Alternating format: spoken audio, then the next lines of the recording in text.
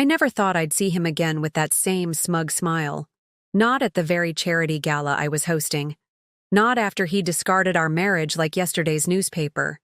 Yet there he was, Derek, with his polished cufflinks and carefully rehearsed laugh, completely unaware that the anonymous tech entrepreneur everyone was buzzing about was the same woman he once called financially irresponsible. The Grand Meridian Hotel ballroom glowed with soft amber lighting, crystal chandeliers casting prismatic reflections across the sea of designer gowns and tailored tuxedos. The charity auction I'd organized had drawn Chicago's elite, CEOs, venture capitalists, philanthropists, all gathered under one spectacular glass dome to support women in technology. Before we jump back in, tell us where you're tuning in from, and if this story touches you, make sure you're subscribed, because tomorrow I've saved something extra special for you. A cause that had become deeply personal to me for reasons Derek could never have imagined. From my position near the stage, partially obscured by an elaborate ice sculpture, I could observe him undetected. Derek navigated the crowd with practiced charm, his arm loosely wrapped around a blonde woman who looked barely 30. Rebecca, I'd learned from the guest list, his new girlfriend and junior partner at his law firm. They looked like the perfect power couple, exactly the image he'd always cultivated. 3 years had passed since that rainy Tuesday evening when he'd sat me down at our dining table, the antique mahogany one his mother had given us as a wedding present, and explained with clinical detachment why our marriage no longer served his long-term goals. His words, not mine. I was approaching 40, he'd reminded me, and my hobby business showed no signs of becoming profitable. He needed someone who could match his ambition, his trajectory, someone who wouldn't drain his resources. What Derek hadn't known, what I had deliberately kept from him for nearly 2 years before that conversation, was that my hobby business had already secured its second round of venture capital funding. My data security platform, developed during late nights and early mornings, while he slept, had already been valued at $18 million.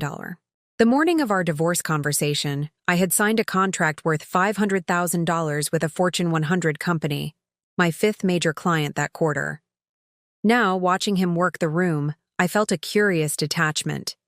The devastation he'd once inflicted had long since transmuted into something else, not quite gratitude, but a recognition that his rejection had been the final push I needed to step fully into my power. My assistant, Zoe, appeared at my elbow, tablet in hand, her cropped jacket and sleek updo embodying the polished efficiency that had helped scale my company from promising startup to industry disruptor. "Ms. Chen, they're ready for you backstage," she murmured. "And the auction numbers are already exceeding projections. We've raised nearly $500,000 before the main event." I nodded, smoothing the midnight blue silk of my gown, a custom Valentino that cost more than the entire contents of my closet during my married years. "Perfect. And our special announcement is prepared?" "Everything's set," Zoe confirmed. "The press release goes live at exactly 10 p.m. right after your speech. The Wall Street Journal and Bloomberg are already holding space for the story." I took a final glance at Derek, still blissfully unaware of my presence. In precisely 45 minutes, he would learn that the ex-wife he had dismissed as financially naive had just closed a $1.2 billion acquisition deal with one of his firm's biggest clients. "Let's not keep everyone waiting," I said, turning toward the stage. As I moved through the crowd, conversations hushed momentarily. I caught fragments of whispers, revolutionary approach to data security, youngest female CEO to acquisition rumors circulating. My name was still unfamiliar to many, my company more recognizable than my face. I had deliberately maintained a low public profile during our meteoric growth, partly from strategic necessity and partly from a desire to reveal my success on my own terms. The event coordinator guided me to the steps leading to the stage, adjusting her earpiece as she confirmed final details. "We'll have the foundation director introduce you first, then you'll present the Innovation Award before your keynote. Teleprompter is loaded with your approved text." I nodded, though I knew I wouldn't need it. I'd rehearsed this speech countless times, not just in preparation for tonight, but in my mind during all those years when Derek had subtly undermined my business aspirations. Every dismissive comment, every skeptical glance when I mentioned expansion plans, every not-so-subtle suggestion that I should focus on more realistic goals, I had cataloged them all, converting each slight into determination. As the foundation director approached the microphone, I caught sight of Martin Wagner, CEO of North Star Technologies, seated at a front table. His presence confirmed what only a handful of people knew. Tomorrow morning, North Star would announce its acquisition of my company, Secure Frame Solutions, for $1.2 billion. The deal that would transform me from successful entrepreneur to one of the wealthiest self-made women in tech. The same deal that Derek's law firm had been aggressively pursuing for their client, a rival security company, for months. Ladies and gentlemen, the director's voice resonated through the ballroom. It is my great honor to introduce our host for this evening, a visionary who has redefined data security for the enterprise market. Please welcome the founder and CEO of Secure Frame Solutions, Catherine Chen. Applause erupted as I ascended the steps, the spotlight momentarily blinding. When my vision cleared, I saw him, Derek, his conversation halting mid-sentence as recognition dawned. The champagne flute in his hand froze halfway to his lips, his expression shifting from confusion to disbelief. I smiled directly at him for the first time in 3 years, holding his gaze for one deliberate moment before turning to address the assembled guests. "Thank you for that warm welcome," I began, my voice steady and assured. "When I founded Secure Frame in my apartment 5 years ago, many people told me I was reaching beyond my capabilities." I paused, allowing the subtle emphasis on many people to hang in the air as Derek shifted uncomfortably in his seat. Tonight, I'm proud to announce that we've not only proven those doubts unfounded, but we've exceeded even our most ambitious projections. Secure Frame now protects data for over 40% of Fortune 500 companies, with a client retention rate of 98%, the crowd murmured appreciatively. Derek leaned toward Rebecca, whispering something urgent. She glanced at me, then back at him, her expression a mixture of surprise and confusion. "But success isn't just about proving others wrong," I continued. "It's about proving ourselves right, about recognizing our own value when others fail to see it." As I delivered my carefully crafted speech, weaving together our technical achievements with our mission to support women in STEM fields, I watched Derek's face cycle through emotions: shock, disbelief, calculation, and finally, a dawning realization of what he had walked away from. The ballroom that had once intimidated me now felt like my natural habitat. The future stretched before me, brilliant with possibility, unburdened by the weight of someone else's limitations. Derek had asked for divorce, thinking he was leaving behind a financial liability. He had no idea he was setting free the woman who would reshape an industry, and herself, in ways he could never have imagined. And now, as he sat frozen among Chicago's elite, he was about to discover exactly what that transformation looked like. As I concluded my opening remarks and presented the first innovation award of the evening, I could feel Derek's eyes following my every move. The confidence in my stride, the authority in my voice, the ease with which I commanded the attention of some of the most powerful people in the tech industry, all of it a stark contrast to the woman he had dismissed 3 years ago. The woman he thought he knew. I introduced a video highlighting our foundation's accomplishments: scholarships awarded to promising young women in computer science, mentorship programs launched in underserved communities, coding camps established across 5 states. As the lights dimmed and attention shifted to the screens, Zoe appeared at my side, guiding me off stage for the brief intermission before my keynote address. "Martin Wagner is asking if you have a moment," she whispered, nodding subtly toward the North Star CEO who stood near the backstage entrance. "Of course," I replied, following her through the curtained passage. Martin greeted me with a warm handshake that transformed into a congratulatory embrace. Preparing and narrating this story took us a lot of time, so if you are enjoying it, subscribe to our channel. It means a lot to us. Now back to the story. At 62, with silver hair, and weathered features that spoke of decades in the tech trenches, he had become something of a mentor since our acquisition talks began. Catherine, the presentation is flawless. The board is thrilled with tomorrow's announcement. This is exactly the kind of community engagement North Star wants to be associated with. I smiled, genuinely appreciative of his support. Thank you, Martin. This foundation means everything to me. I'm grateful the acquisition won't affect our commitment to these programs. On the contrary, Martin replied, we're planning to triple the funding. It's good business and the right thing to do. He paused, his expression shifting to something more personal. I hope you don't mind my saying, but I saw your ex-husband is here. Table 14, correct? I maintained my composure, though I was surprised by Martin's observation. You have a remarkable memory for faces. Martin's eyes crinkled with amusement. I make it my business to know the key players at Brewster and Hammond. His firm has been rather persistent in representing CyberShield's competing bid. He lowered his voice. Does he know about tomorrow's announcement? No, I admitted. No one from his side knows yet. Martin chuckled softly. Well, having been through a similar divorce myself years ago, I'll just say that timing can be its own form of justice. You've earned this moment, Catherine.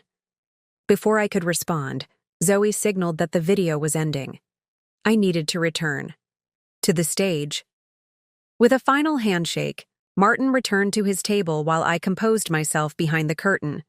When I stepped back into the spotlight, I noticed Derek was no longer at his table. A moment of disappointment flickered through me. Had he left?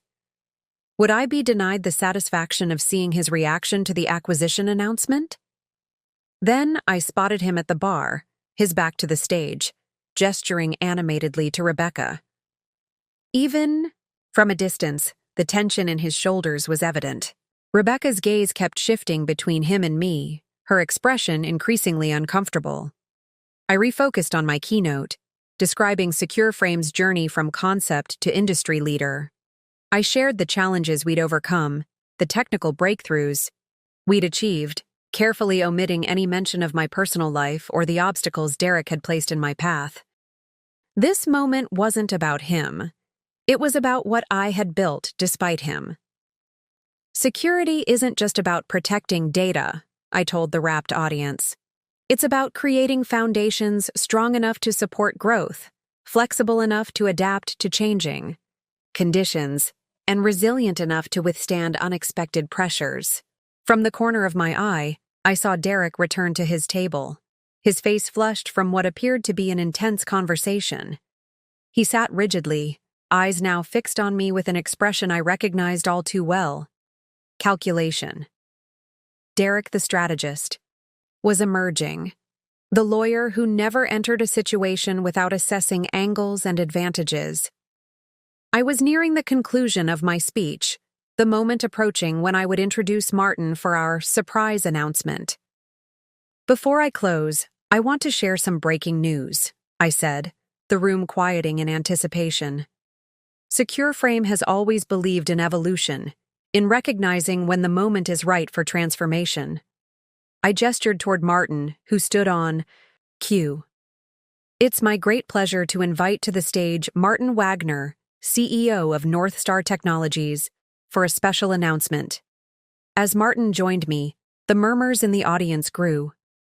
Industry insiders who had been speculating about potential acquisitions straightened in their seats. Derek's posture changed too. He leaned forward, his litigation instincts clearly triggered. Martin's deep voice carried effortlessly through the ballroom. Thank you, Catherine. I'm here tonight not just as an admirer of SecureFrame's technological innovations, but as a harbinger of exciting news. He paused for effect, a master of the corporate announcement. Tomorrow morning, North Star Technologies will officially announce its acquisition of Secure Frame Solutions in a deal valued at $1.2 billion, creating the most comprehensive data security platform in the industry. The room erupted in applause. An excited conversation. Flashbulbs popped as photographers captured the handshake between Martin and me. But I wasn't looking at the cameras. I was watching Derek. His face had drained of color. Rebecca was speaking to him, but he seemed not to hear her. In the span of 15 seconds, I witnessed the full recognition dawn across his features. Not just of what I had achieved, but of what he had thrown away. The lawyer who prided himself on foresight, who had built his reputation on predicting outcomes, had made the most short-sighted decision of his life. As the applause continued, I smiled graciously, thanking Martin and addressing a few closing remarks to the audience. But inside, a chapter was closing. The revenge fantasy that had sometimes sustained me during difficult moments, seeing Derek's face when he realized what I had become, was now reality. And surprisingly, it felt less like triumph and more like release. When I stepped down from the stage, I was immediately surrounded by well-wishers and reporters. Through the crowd, I glimpsed Derek making his way toward me, his expression a complex mixture of shock, realization, and something else. A hint of the charm he deployed when recalculating his approach to a situation. The ex-husband who had once deemed me a financial liability was now pushing through Chicago's elite to reach me. The irony wasn't lost on me, nor was the validation. But as Zoe efficiently managed the circle around me, creating a buffer of congratulatory executives and photographers, I realized I had a choice to make. Would I allow Derek into my circle now? Or had that chapter truly closed, I decided to let fate determine our encounter. If Derek managed to navigate through the crowd surrounding me, I would face him directly. If not, I would continue with my evening as planned. Zoe leaned in close, her voice low beneath the buzz of conversation. "Derek Harrington is trying to reach you. Should I intercept?" "No," I replied. "Let's see what he has to say." The circle around me gradually shifted, conversations ebbing and flowing until Derek stood before me. Up close, he looked both familiar and foreign. The same sharp jawline and intense blue eyes, but new lines around his mouth, a slightly thicker waistline beneath his custom suit. Success had softened his physical edges while seemingly hardening everything else. "Catherine," he said, his voice carrying that practiced blend of confidence and warmth he reserved for high-value clients. "You look incredible," I offered a polite smile. "Thank you, Derek. Enjoying the gala?" His eyes darted quickly to the executives still hovering nearby, clearly calculating the value of each potential connection. "It's quite the event. You've certainly made an impression." Rebecca appeared at his side, her discomfort poorly concealed behind a professional smile. "Catherine, congratulations on your company's success. I'm Rebecca Winters." "Nice to meet you, Rebecca. Thank you for supporting our foundation tonight." Derek placed his hand on the small of Rebecca's back in a gesture of possession I remembered well. Rebecca's the youngest junior partner in Brewster and Hammond's history, Corporate Acquisitions Division.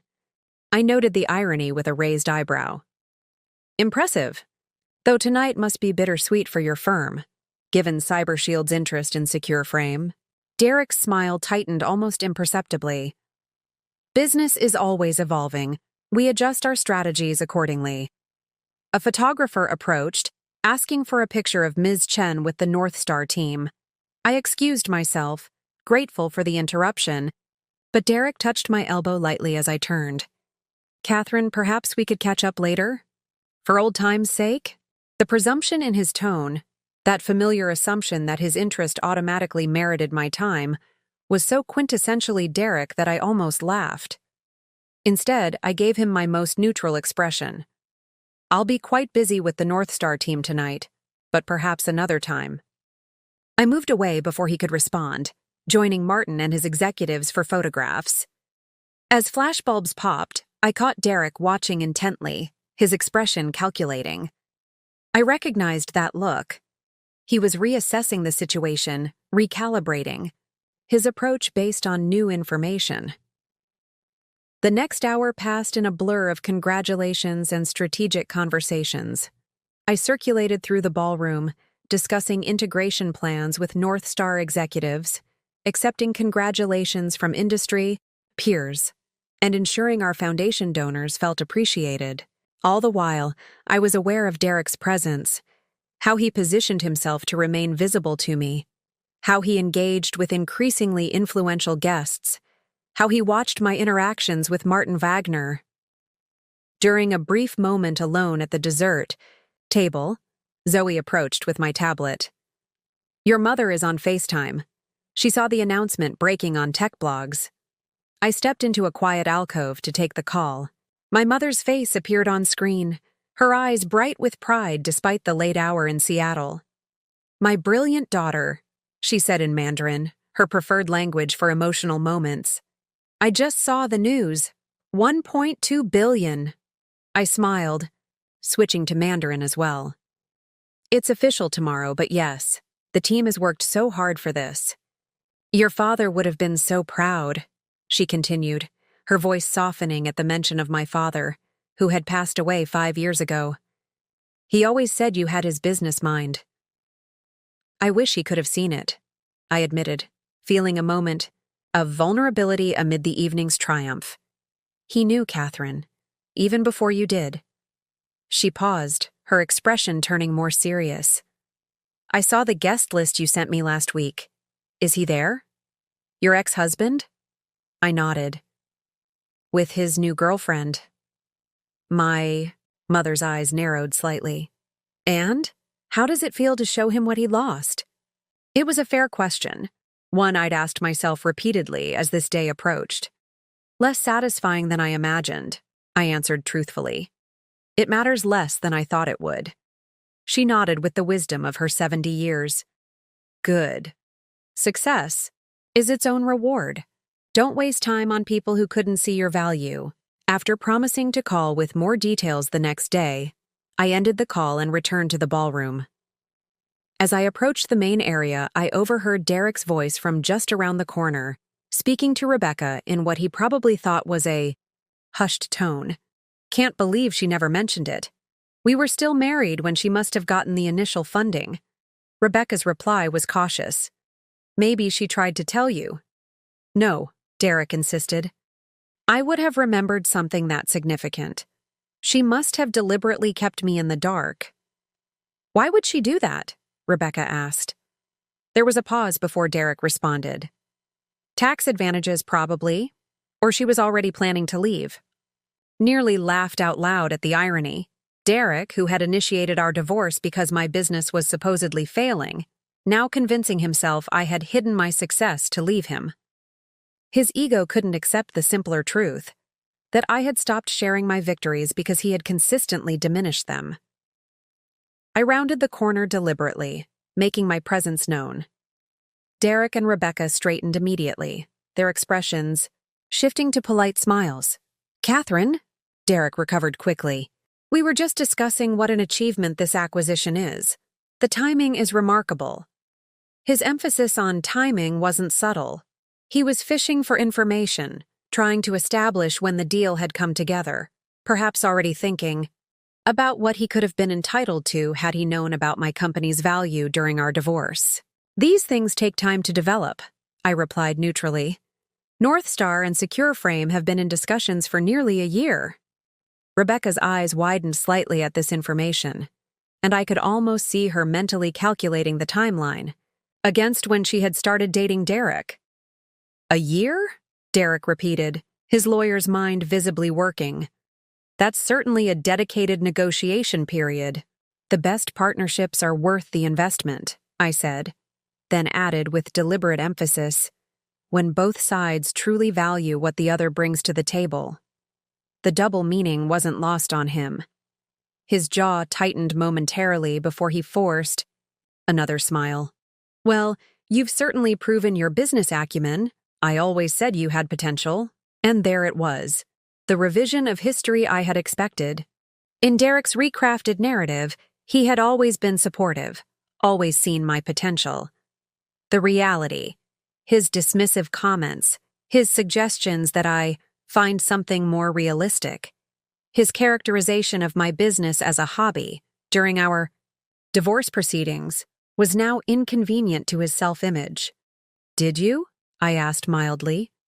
"I remember things rather differently." Before he could respond, Martin Wagner approached, placing a congratulatory hand on my shoulder. "Catherine, the governor just arrived and is asking to meet you. She's considering similar cybersecurity measures for state systems." I nodded to Martin, then turned back to Derek and Rebecca. "If you'll excuse me, duty calls." As I walked away with Martin, I heard Derek murmur something to Rebecca about potential investment opportunities and maintaining connections. Even now, he was strategizing how my success might benefit him. Some things never changed. Martin leaned closer as we crossed the ballroom. "Ex-husband?" he asked discreetly. "Yes," I confirmed. He nodded thoughtfully. "Reminds me of my first wife's expression when our company went public a year after our divorce. She'd been telling everyone I was throwing away my career." We shared a knowing smile, members of a club no one aspires to join, the vindicated exes. "The governor is indeed waiting," Martin continued, "but I thought you might appreciate an extraction." I felt a rush of gratitude for this unexpected alliance. "Perfect timing, thank you." As we reached the governor's group, I glanced back once, more at Derek. He was watching me intently, his expression unreadable at this distance. But I knew Derek Harrington well enough to recognize when he was recalculating his approach. The question was, what would his next move be? As I engaged with the governor about potential state cybersecurity contracts, my mind drifted momentarily to the past, to the journey that had led me to this evening of triumph and unexpected confrontation. Derek and I had met at Northwestern's Law and Business Mixer 12 years ago. I was completing my MBA with a focus on information systems, while he was already making waves as a rising star at Brewster and Hammond. He was charming, ambitious, and laser-focused on his 5-year plan to make partner. I was drawn to his confidence, his clear vision for his future. We were married 18 months later. The early years had been good. Two ambitious professionals supporting each other's dreams, at least in theory. We bought a brownstone in Lincoln Park, joined the right clubs, attended the right fundraisers. Derek's career progressed exactly as he had mapped out, each promotion arriving right on schedule. My path was less linear, more exploratory. I worked as a systems consultant for major corporations, learning the vulnerabilities in their data infrastructure, seeing patterns and problems no one else seemed to notice. The idea for SecureFrame came during a particularly challenging project for a healthcare company that had experienced a devastating data breach. I spent weeks rebuilding their security architecture, increasingly convinced there was a fundamental flaw in how enterprise systems approached data protection. I began sketching a new framework, one that would anticipate breaches rather than merely respond to them. I still remember the night I first shared my vision with Derek. We were having dinner at Gibson's, celebrating his successful defense of a corporate merger. "I think I've identified a major gap in enterprise security systems," I told him, unable to contain my excitement. "The current approach is fundamentally reactive. What if we could build predictive barriers that adapt to emerging threats before they materialize?" Derek had nodded indulgently while signaling the waiter for another scotch. "Sounds interesting, honey. But aren't there already dozens of security companies doing essentially the same thing?" "That's just it. They're not," I'd insisted. "They're all building variations on the same flawed model. I'm talking about something fundamentally different." He'd patted my hand in that way he had, affectionate but slightly dismissive. "Well, maybe you could consult on it. Though honestly, if it was such a game-changing approach, wouldn't the major players have already developed it?" That response, logical, reasonable, and quietly undermining, became the template for his reaction to every milestone in Secure Frame's development. When I decided to leave consulting to focus on building my prototype, he reminded me how few startups survived their first year. When I began approaching potential investors, he suggested I manage my expectations. When I worked late nights coding, he questioned whether I was balancing my priorities appropriately. None of it was overtly unsupportive. Derek never told me to stop pursuing my vision. He simply raised constant, reasonable doubts. Death by 1,000 logical objections. The first major turning point came 4 years into our marriage. I had been developing Secure Frame in stealth mode for nearly 18 months, bootstrapping with my consulting savings, working from our home office. An angel investor had expressed serious interest after seeing my prototype demonstration. That evening, I had prepared Derek's favorite dinner, roasted salmon with dill sauce, and opened a bottle of Barolo we'd been saving. "I think I'm close to getting initial funding," I told him, unable to contain my excitement. "Michael Everett from Meridian Ventures wants to see a full demonstration next week." Derek had looked up from his email, his expression a mixture of surprise and skepticism. "Meridian, aren't they fairly small players?" "They specialize in early-stage security startups," I explained. "Michael has an incredible track record for spotting innovations before bigger VCs get involved." Derek sipped his wine thoughtfully. "Just be careful about giving away too much equity too early. These smaller firms often take advantage of inexperienced founders." He returned to his email, adding, "And make sure you understand the tax implications. We don't want your business experiment complicating our financial picture." Business experiment. Those 2 words crystallized everything. After 4 years of marriage, 3 years of developing my company, Derek still saw my life's work as a temporary diversion, something between a hobby and a phase I was going through. That night, something shifted in me. I stopped seeking Derek's approval or validation. I stopped sharing my small victories and challenges. I began compartmentalizing my life, my marriage in one mental box, my company in another, with increasingly little overlap between them. 6 months later, when Michael Everett and 2 other angel investors provided $1.2 million in seed funding, I didn't tell Derek the full amount. I mentioned securing some initial investment and changed the subject when he asked for details. By then, I had rented a small office space in River North that I told him was a shared workspace. In reality, it was Secure Frame's first headquarters, where I had begun building my core team. The deception wasn't premeditated. It evolved organically as a response to years of subtle undermining. At first, I told myself I was simply waiting for the right moment to share my success, when it was established enough that Derek couldn't dismiss it. But as Secure Frame gained momentum, as our first clients signed on and our technology proved its worth, I found a strange satisfaction in building this separate world he knew nothing about. When we secured our Series A funding, $8 million from Tandem Capital, I rented a safety deposit box for the documentation rather than bringing it home. I opened separate bank accounts for my growing compensation. I took business calls in coffee shops or during my morning run. I became adept at vague answers about my work, letting Derek assume my consulting business was treading water while I tinkered with my security platform. The deeper irony was that Derek, the corporate attorney, never bothered to look more closely at my business. He never asked to see incorporation papers, never inquired about intellectual property registrations, never questioned my increasingly frequent business trips. His assumption that my professional endeavors were ultimately inconsequential gave me the perfect cover to build something extraordinary.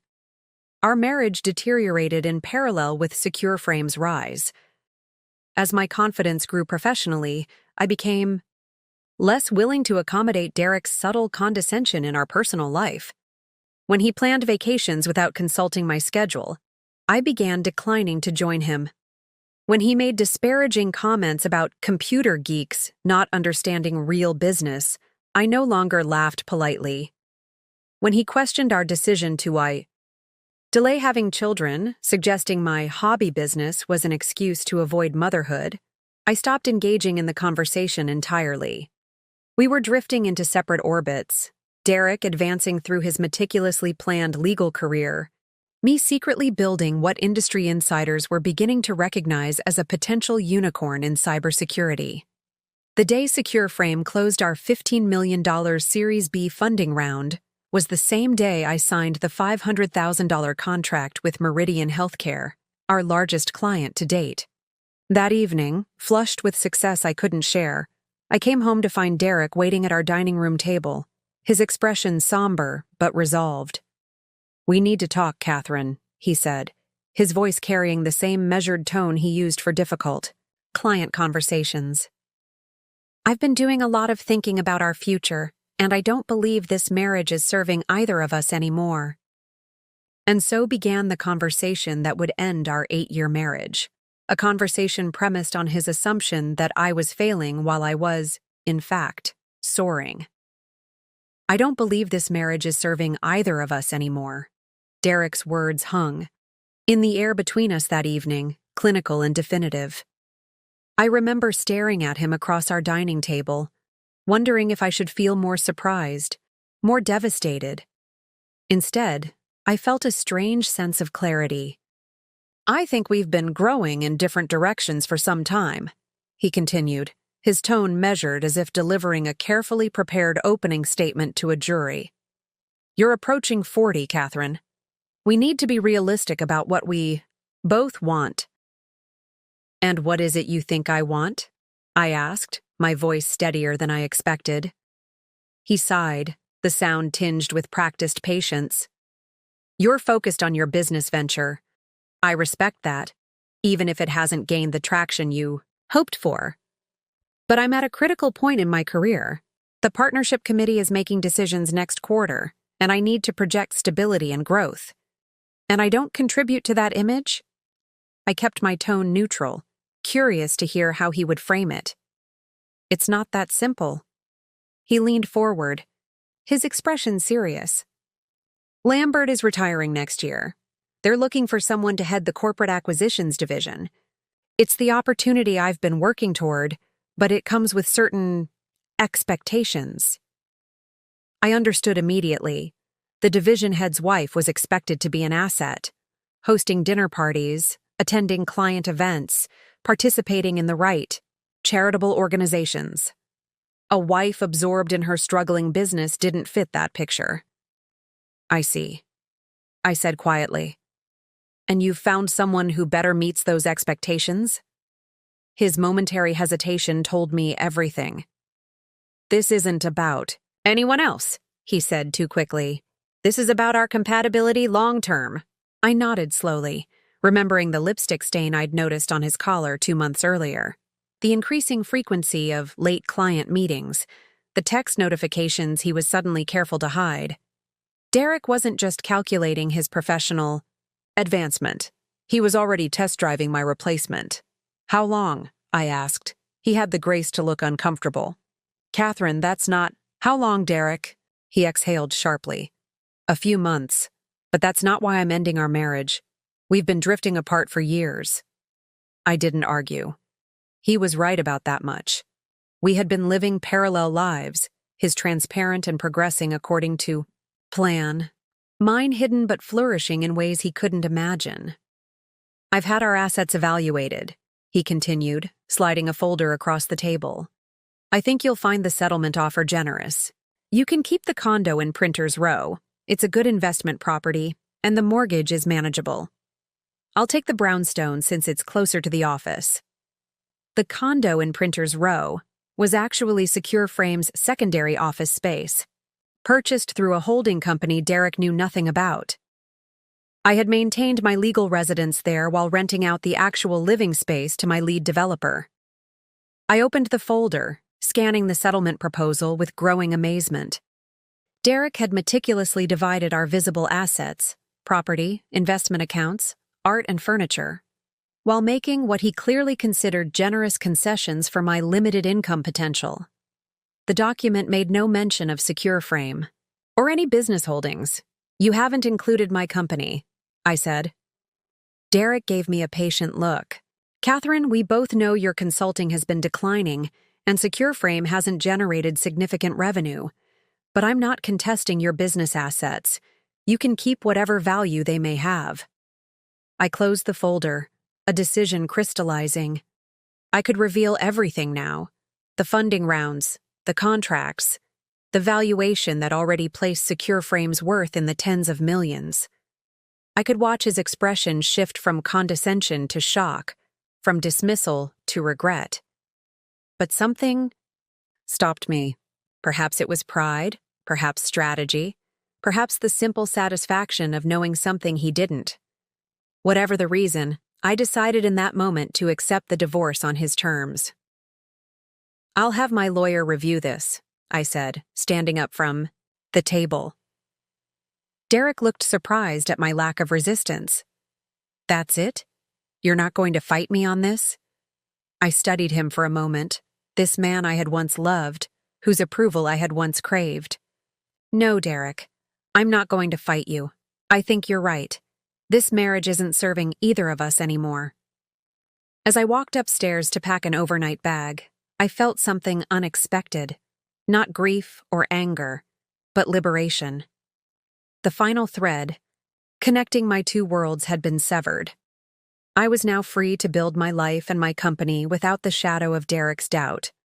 That night, staying at a hotel downtown, I made 3 decisions that would shape everything that followed.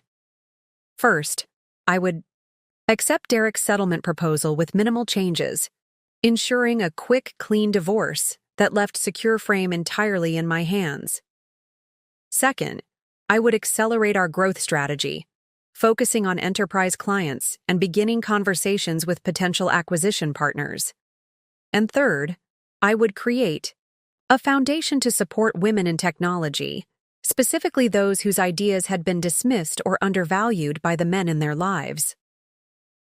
The next morning, I called Michael Everett, my first investor and now board member. I need your absolute discretion on something, I told him. My husband has asked for a divorce. Michael, who had met Derek at a handful of social events over the years, didn't sound surprised. I'm sorry to hear that, Catherine. How can I help? I want to keep SecureFrame's current valuation and client roster confidential during the proceedings. Derek doesn't know how successful we've become, and I prefer to keep it that way. There was a pause on the line. That's unusual. Most divorcing CEOs are concerned about their spouses discovering assets, not hiding their success. This isn't about money, I explained. If he knew what SecureFrame is worth, he'd want to stay married. I want him to leave thinking exactly what he thinks, now that he's making the smart business decision by cutting ties with me. Michael chuckled. Remind me never to underestimate you, Catherine. We'll keep things quiet until the divorce is final. The proceedings moved swiftly, just as I'd hoped. Derek, eager to finalize matters and officially begin his relationship with Rebecca, whose name he finally mentioned 6 weeks into our separation, accepted my minor counteroffers without scrutiny. His lawyer seemed surprised by my cooperative approach, clearly having expected a contested battle over Derek's generous career and our lifestyle. The most difficult moment came during our final meeting at the mediator's office. As we prepared to sign the agreement, Derek placed his hand over mine in a gesture that was both patronizing and oddly sincere. I hope you know I still care about what happens to you, Catherine, he said. If your business situation doesn't improve, don't hesitate to reach out. I'll always be willing to offer advice. I met his gaze, searching for any sign that he recognized the condescension in his offer. There was none, just the genuine belief that he was being kind to his struggling soon-to-be ex-wife. That's thoughtful, I replied, gently withdrawing my hand. But I suspect I'll manage. 3 days after our divorce was finalized, SecureFrame announced a $30 million Series C funding round led by Sequoia Capital. The press release received prominent coverage in TechCrunch and the Wall Street Journal. I waited for Derek's call or email, but none came. Either he hadn't seen the news, or his pride prevented him from acknowledging it. Freed from the constraints of my marriage and Derek's subtle undermining, I channeled all my energy into Secure Frame. The company expanded rapidly, from 15 employees to 50 within 6 months, then to over 100 by the end of that year. We opened offices in Denver, Boston, and Austin. Our client list grew to include Fortune 100 companies and government agencies. I changed too. The woman who had once carefully hidden her success to avoid her husband's dismissal now gave keynote speeches at security conferences. The entrepreneur who had once downplayed her ambitions over dinner conversations now boldly articulated her vision to rooms full of investors. I became known for my straightforward leadership style and technical precision, a reputation captured in a Forbes profile that called me the most underestimated mind in cybersecurity. And now, 3 years later, that transformation had culminated in tonight's announcement, a $1.2 billion acquisition that would change the industry landscape. As I refocused on my conversation with the governor, I couldn't help but appreciate the symmetry of the moment. The business Derek had dismissed as a hobby had become my empire, and by pure coincidence, he was here to witness its coronation. The governor's cybersecurity questions pulled me back to the present. We discussed potential vulnerabilities in state, electoral systems, my recommendations for infrastructure protection, and how Northstar Secure Frame's integrated platform might address these concerns.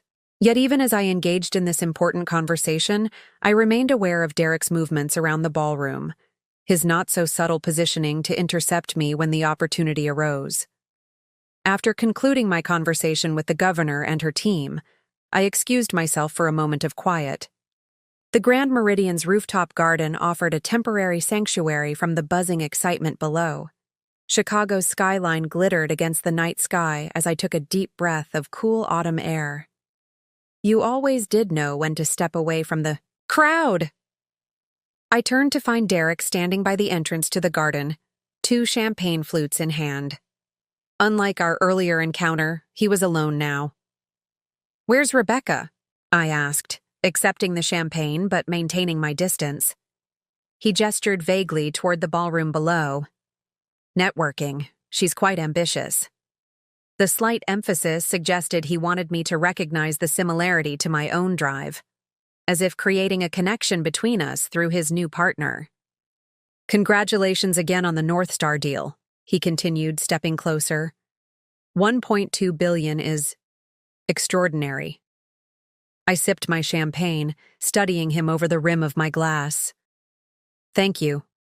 I have to ask, though," he said, his tone shifting to something more intimate. "Why didn't you tell me? When we were married, when Secure Frame was taking off, why keep it secret?"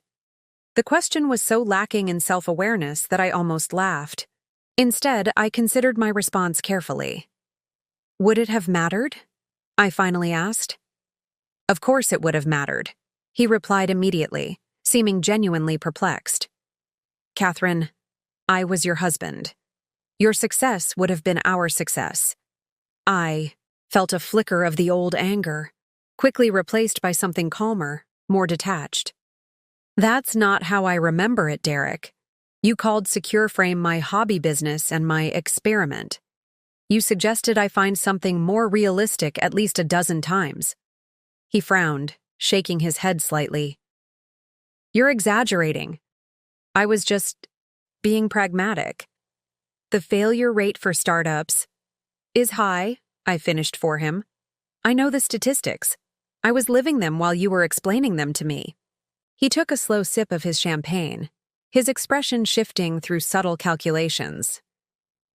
"I may have been skeptical, but that's different from unsupportive. I was trying to protect you from disappointment. This revisionist history was so perfectly Derek, reframing his dismissiveness as concern, his undermining as protection. In his mind, he was probably already casting himself as the supportive ex-husband who had always believed in me, deep down. "Let me ask you something," I said, turning to face him directly. "If you had known what Secure Frame would become, would you have asked for a divorce?" The question caught him off guard. For a brief moment, genuine surprise flickered across his features before he recovered. That's not a fair question, Catherine. Our marriage had issues beyond your business. Just answer it, I pressed, keeping my voice gentle but firm. He looked away, out across the Chicago skyline. Probably not, he admitted finally. But that doesn't mean I would have stayed for the wrong reasons. We had other problems. Problems that conveniently became apparent when you thought I was failing professionally and met someone who better fit your partner timeline. His jaw tightened. That's unfair. Is it? I asked quietly. You made a business decision, Derek. You evaluated our marriage as an asset and decided it wasn't performing to expectations.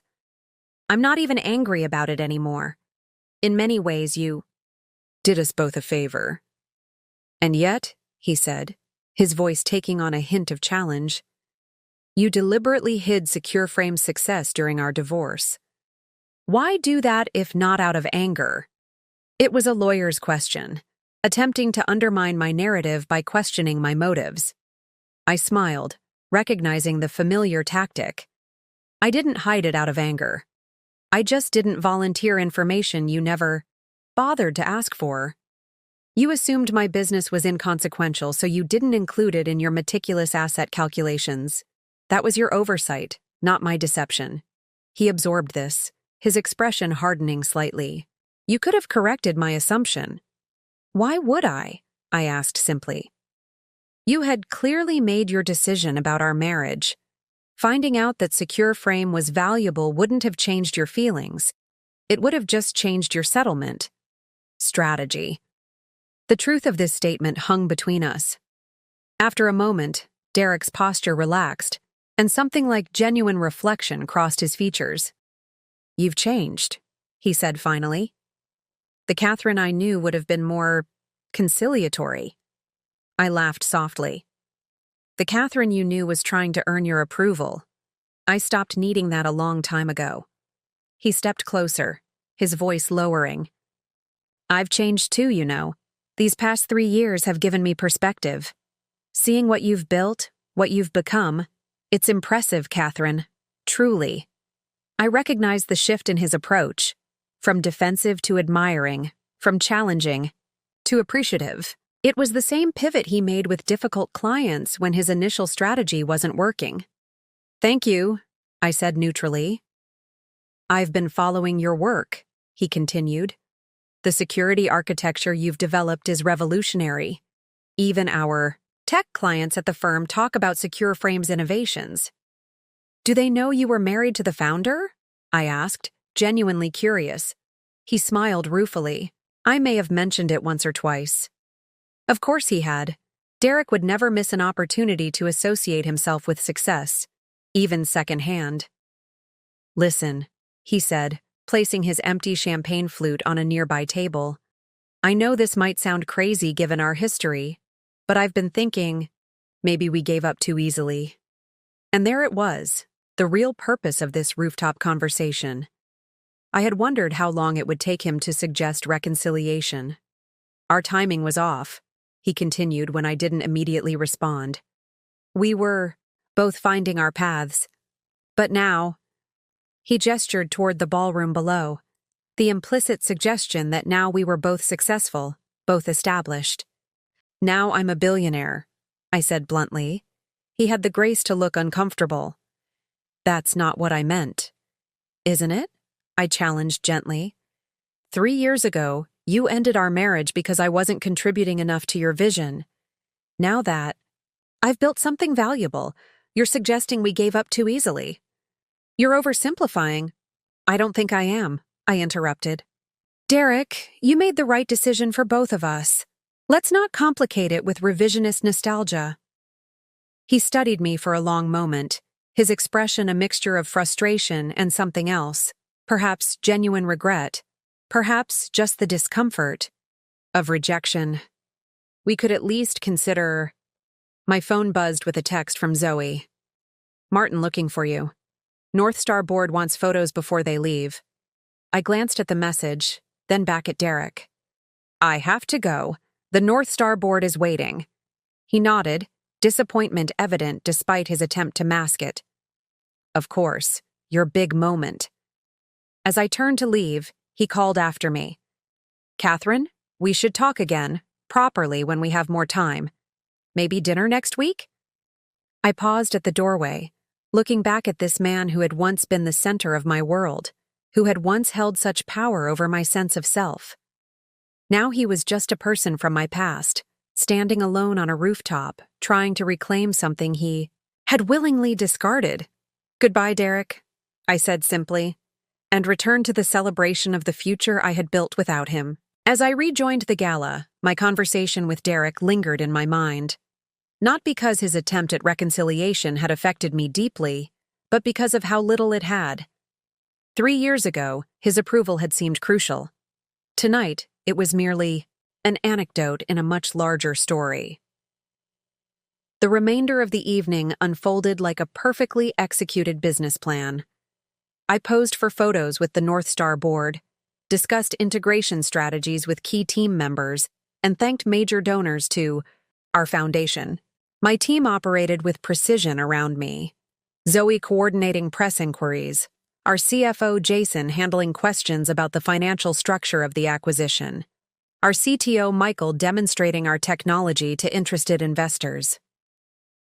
This was my world now, a carefully constructed ecosystem of brilliant minds working toward shared goals.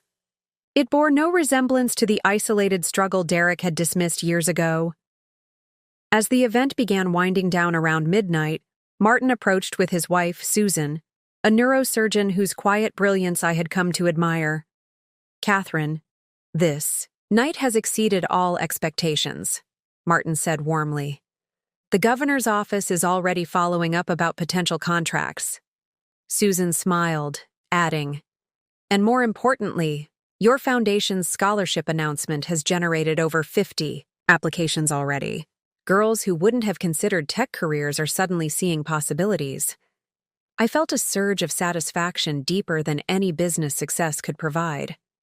The Secure Frame Foundation for Women in Technology had become my passion project, channeling my own experience into opportunities for young women facing similar barriers. That's the best news I've heard all night, I replied honestly.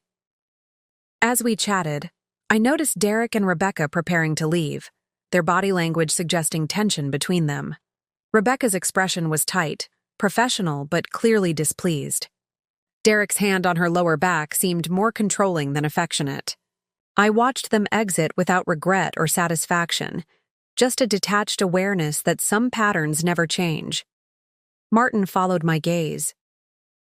Your ex-husband seemed quite interested in reconnecting, he observed quietly. Susan and I noticed him maneuvering. To speak with you throughout the evening. Susan raised an eyebrow. Men like that are remarkably predictable. Success is the most powerful aphrodisiac. I laughed softly. He suggested we gave up too easily on our marriage. Martin shook his head. Remarkable how their memories work, isn't it? When Susan was passed over for department chair in favor of a less qualified male colleague, that same colleague later tried to take credit for her research once it was published in the New England Journal of Medicine. What did you do? I asked Susan. Her smile was serene but held a hint of steel. I brought receipts, email trails, dated research notes, witness statements. He retired suddenly the following semester. We shared a knowing laugh. 3 successful professionals who had each faced their own versions of dismissal and undermining. The event concluded, I found myself unexpectedly emotional. Not about Derek, that chapter had closed long ago, but about the journey itself. I thought of the woman I had been 3 years ago, signing divorce papers with a secret clutched close to her heart. How far I had come from that moment of private resolve to this public triumph. Back in my penthouse overlooking Lake Michigan, a space I had designed myself with clean lines, warm woods, and floor-to-ceiling windows, I kicked off my heels and poured a glass of the same Barolo I had opened the night Derek asked for divorce. A small personal ritual to mark the symmetry of the moment. My phone buzzed with a text from an unknown number. Congratulations on your success. I meant what I said about dinner. We have unfinished business. Derek, I deleted the message without responding and turned instead to the stack of scholarship applications Zoe had prepared for my review. These young women with their bold ideas and uncertain futures, they were my unfinished business. Not Derek Harrington. The following morning, headlines across financial and tech publications announced the North Star acquisition. My phone began buzzing with congratulations from colleagues. 3 days after the acquisition announcement, Derek's persistence culminated in an official meeting request. Not a dinner, not a casual conversation, but a formal discussion between North Star Secure Frame and CyberShield, facilitated by their respective legal teams. The subject: market competition concerns regarding proposed acquisition. Martin called me immediately after receiving the request. "This feels like posturing," he said. "CyberShield doesn't have a legitimate antitrust claim. We're not even close to market dominance with this merger." "It's a delay tactic," I agreed. "They're hoping to stall while they put together a competing offer. And your ex-husband being their counsel is a complication," I finished for him. "But not a deterrent. Let's schedule the meeting. The sooner we address their concerns, the sooner we can move forward." We arranged for the meeting to take place at North Star's Chicago headquarters 2 days later, a neutral territory for me personally, but home field advantage for our newly combined company. I spent the intervening time preparing with our legal team, reviewing potential challenges and strategizing responses. The night before the meeting, I received another text from Derek.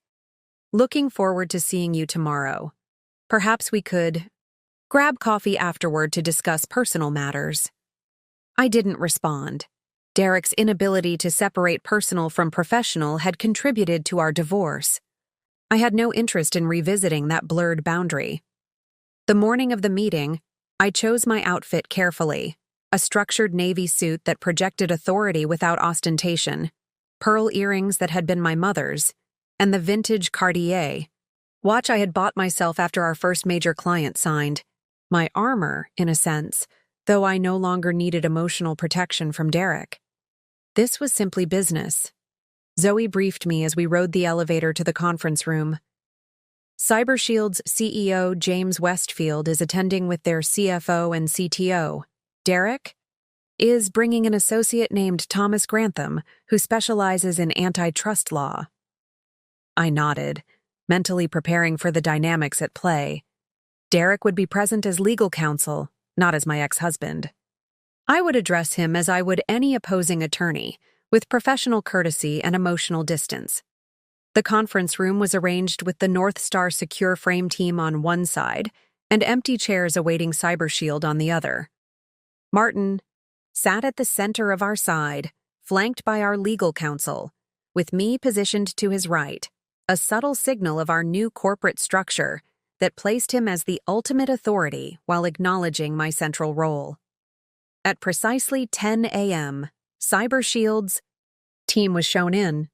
James Westfield entered first, a tall, imposing figure with the confident stride of a former college athlete, followed by his executive team. Derek came last, impeccably dressed in a charcoal suit that probably cost more than most people's monthly salary. His expression shifted subtly when he saw me, a flicker of something personal quickly masked by professional detachment. Martin stood to greet them, extending his hand to Westfield. "James, thank you for coming. We're eager to address any concerns you might have." Westfield's handshake was firm, his smile not reaching his eyes. "Martin, Catherine, congratulations on your announcement. We have some questions about market implications we hope to resolve today." As everyone took their seats, I noticed Derek positioning himself directly across from me rather than across from our lead counsel, a choice that seemed deliberately personal. I kept my expression neutral, my focus on Westfield as he began outlining CyberShield's concerns.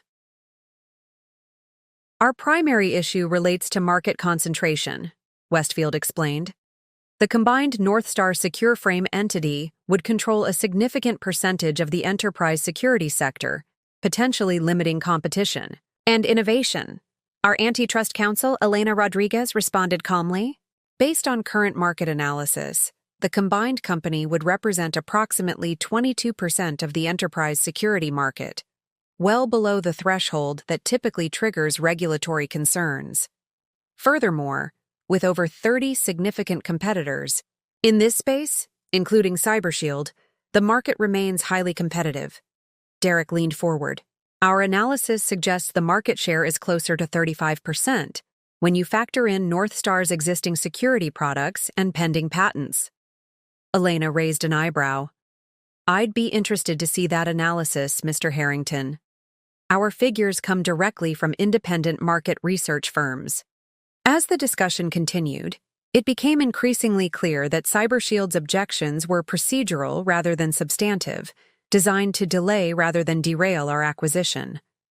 Their arguments lacked specific evidence of anti-competitive impact, focusing instead on hypothetical concerns and speculative market developments. Throughout the meeting, Derek maintained his professional demeanor, but I caught him watching me during moments when others were speaking. Not with the calculating appraisal of the gala, nor with the forced charm of our rooftop conversation, but with something more complex, perhaps genuine reflection, perhaps simply trying to read my strategy. After an hour of discussion, Martin steered the conversation toward resolution. We understand your concerns, James, but the market data simply doesn't support them. We're happy to provide additional information to allay specific worries, but we see no reason to delay the integration process. Westfield glanced at Derek, who gave a slight nod. We'll need to review your market data, Westfield replied. Perhaps we could schedule a follow-up next week to discuss further. It was a transparent attempt to buy time, exactly what we had anticipated. Martin smiled politely. Of course. In the meantime, we'll proceed with our integration plans as scheduled. The regulatory filing period expires in 3 days, after which we'll be legally clear to complete the merger. As the meeting concluded and people began gathering their materials, Derek approached me while the others were engaged in separate conversations. You handled that well, he said, his voice low. Though I expected nothing less. I met his gaze directly. Thank you, counselor. Is there something specific you needed to discuss? His expression tightened at my formal tone. Catherine, you know this isn't personal for me. I'm representing my client's interests, just as you're representing yours. I'm aware of how the legal profession works, I replied. Is there a professional matter you wanted to address? He hesitated, then lowered his voice further. My text last night, about coffee to discuss personal matters. I meant it.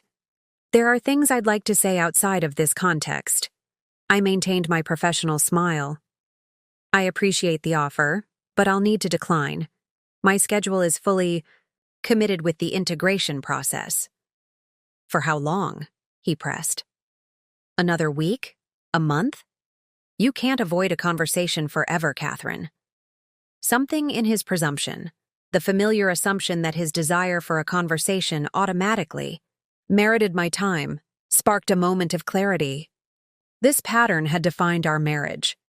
Derek's priorities becoming obligations, his wishes transmuting into my responsibilities. I'm not avoiding anything, Derek, I said calmly. I'm prioritizing what matters to me now. If you have legitimate business concerns, my team is available to address them through proper channels. His jaw tightened. And if my concerns are personal, if I want to talk about us. I looked at him directly. Then I'm afraid you'll have to accept that us is no longer a relevant category.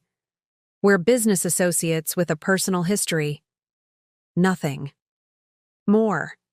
Before he could respond, Martin approached, effectively ending our private conversation.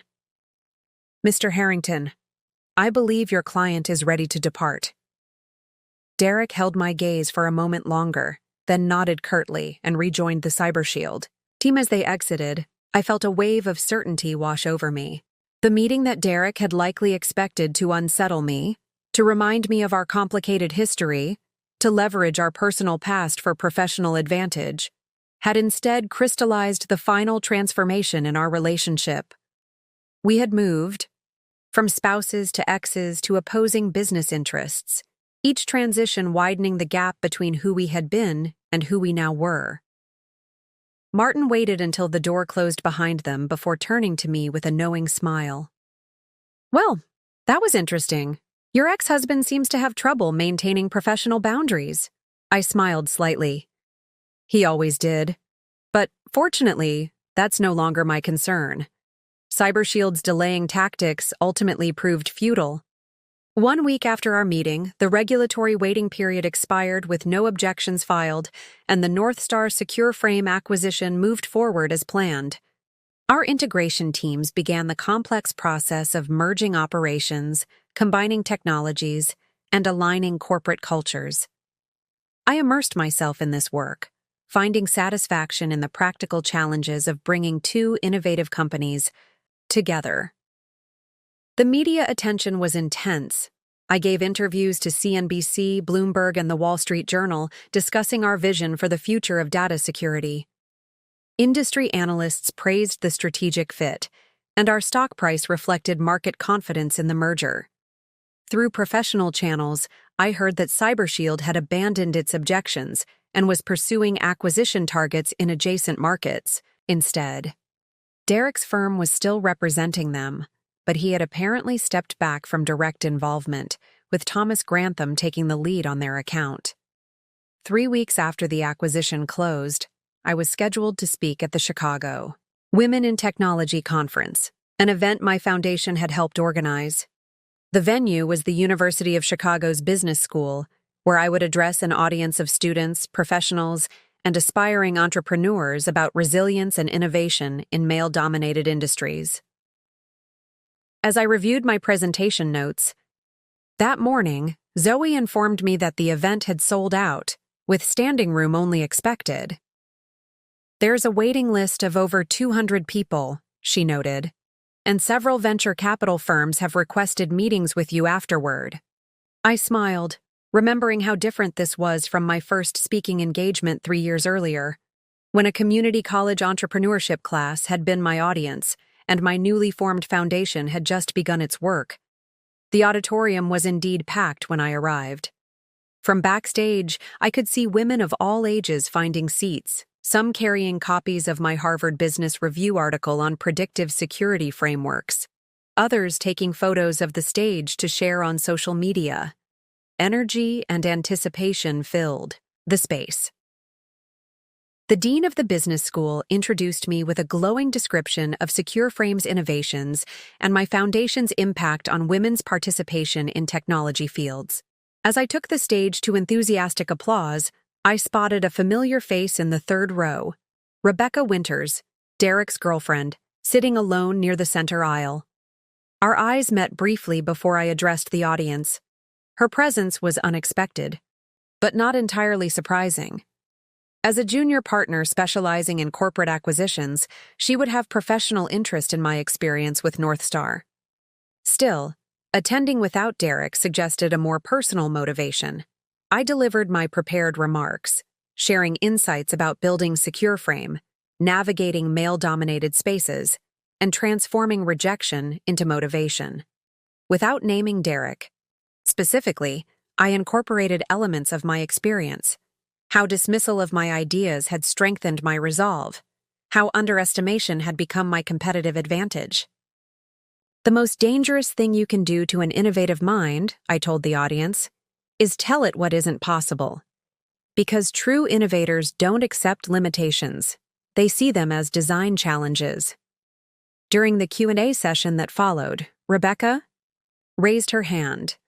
When the moderator called on her, she stood, composed and professional. "Ms. Chen, thank you for your insights today," she began. "You mentioned how underestimation became your competitive advantage. Could you speak to how you maintained confidence in your vision when those closest to you didn't share it?" The question was pointed but not hostile, a genuine inquiry that, acknowledged our connection without explicitly mentioning it. The audience wouldn't know our shared history, but Rebecca and I both recognized the subtext. I considered my answer carefully. That's an excellent question. I think the key is distinguishing between constructive criticism and fundamental dismissal. When someone questions how you'll overcome specific challenges, that's helpful feedback. When they question whether your vision is worth pursuing at all, that's often more about their limitations than yours. I paused, then continued. I learned to be selective about whose opinions I internalized. Not everyone deserves equal weight in your decision-making process, even people who are important to you in other ways. Sometimes the most liberating moment is realizing you don't need everyone's approval to move forward. Rebecca nodded thoughtfully, her expression suggesting my words had resonated beyond professional interest. As she sat down, I noticed she was taking notes. After the presentation concluded, I spoke with several students and entrepreneurs who had specific questions about security technology and startup challenges. As the crowd thinned, Rebecca approached, maintaining a respectful distance until I had finished my current conversation. "Catherine," she said when we were finally face to face, "thank you for an insightful presentation. You've given me a lot to think about." "I'm glad you found it valuable," I replied, curious about her purpose in attending alone. She hesitated, then seemed to make a decision. "I should be direct. I'm not here just for professional development." She took a breath. "Derek doesn't know. I came. We've been reassessing our relationship recently." I kept my expression neutral, unsure where this conversation was heading. "Watching his reaction to your success, seeing how he's rewritten your history together, it's been educational," she continued, "particularly as someone building her own career at the same firm." Understanding dawned. Rebecca wasn't here to deliver a message from Derek or gather intelligence for him. She was here to evaluate her own relationship through the lens of my experience. The firm's culture can be challenging for women with ambitions beyond supporting roles, I acknowledged carefully. She nodded. "Derek suggested last week that my focus on making partner might be distracting me from our relationship goals." The parallel was striking. I felt an unexpected wave of empathy for this woman I barely knew. She was standing at a crossroads I had faced years earlier, weighing professional ambition against a relationship with a man who saw that ambition as competing with his needs, rather than complementing them. "I can't advise you about your relationship," I said gently, "but I will say that patterns tend to persist unless there's profound self-awareness and genuine desire to change." "That's what I needed to hear," she said quietly. "Not advice, just confirmation of what I've been observing." She straightened, her professional demeanor returning. "Thank you for your candor. And congratulations again on the acquisition." As Rebecca walked away, I felt a curious sense of completion, as if a story that had begun with my marriage to Derek was concluding not with our final confrontation, but with this quiet moment of female solidarity. The circle had expanded beyond our personal history to touch another woman's journey. Later that evening, as I stood on the balcony of my penthouse watching the sunset over Lake Michigan, I reflected on the path that had led me here. Not just the business success or the acquisition, but the profound inner transformation from a woman who hid her accomplishments to avoid dismissal to one who claimed her achievements without apology. My phone buzzed with a text from my mother. "Saw your speech online. So proud of you. Your father always said success is the best answer to doubt." I smiled, thinking of my father's practical wisdom and my mother's unwavering support. They had given me the foundation upon which I had built everything else, the belief that my ideas mattered and the resilience to persist when others couldn't see their value. The following week brought news that Derek had been passed over for the division head position at his firm, the very role he had cited as a reason for our divorce 3 years earlier. The partnership had selected Thomas Grantham instead, reportedly valuing his forward-thinking approach to emerging technologies. The irony wasn't lost on me. More significant was the announcement that Rebecca Winters had accepted a position with a competing firm known for its female leadership and progressive policies. Her departure from Brewster and Hammond made industry news as part of a larger story about talent migration in corporate law. I sent her a simple message. Congratulations on your new position. Wishing you continued success. Her reply came hours later. Thank you for showing what's possible when we don't limit ourselves to others' expectations. As the integration of Secure Frame into Northstar continued, my focus shifted increasingly toward the future, expanding our foundation's reach, mentoring young female entrepreneurs, and pushing the boundaries of security technology. Derek faded from my thoughts, becoming merely a chapter in my history rather than an active presence in my consciousness. 6 months after the acquisition, I was featured on the cover of Forbes with the headline, Catherine Chen, the Security Visionary who built a billion-dollar empire while no one was watching. The article detailed Secure Frame's rise, the Northstar merger, and our foundation's impact on women's participation in technology. I sent a copy to my mother, who framed it, alongside a photo of my father at his engineering lab decades earlier. The parallel was fitting. 2 generations of innovation, of seeing possibilities others missed, of building something lasting from mere ideas. Derek, I heard through industry channels, had finally made partner at his firm but remained in Grantham's shadow. He never reached out again after our conference room encounter. Whether he had finally accepted the new reality or simply recognized the futility of further attempts, I didn't know or need to know. The woman who had once hidden her $500,000 contract while her husband asked for divorce no longer measured her worth through his recognition. The face he made when seeing my new life, shock, regret, calculation, adjustment, had satisfied a certain curiosity, but ultimately meant little compared to the faces of young women seeing possibilities in their own futures because of paths I had helped clear. Success wasn't about proving Derek wrong.